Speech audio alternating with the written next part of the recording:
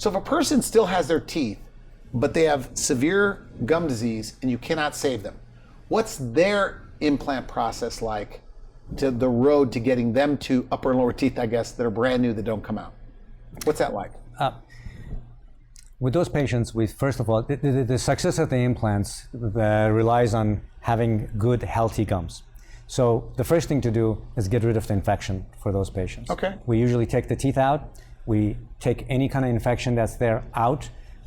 If needed, we place some more bone, so we can provide a good foundation. Again, example I give my patients, everybody knows we don't build a castle in the soft sand. So we want to make sure that foundation is good. And one more thing about that, I feel patients are always afraid in this category that we're going to take their teeth out and they're going to go for months without any teeth. Okay. We will provide them with it. Nobody leaves my office without having teeth. Okay. So we do whatever we can prior to make sure they have a set of teeth to leave.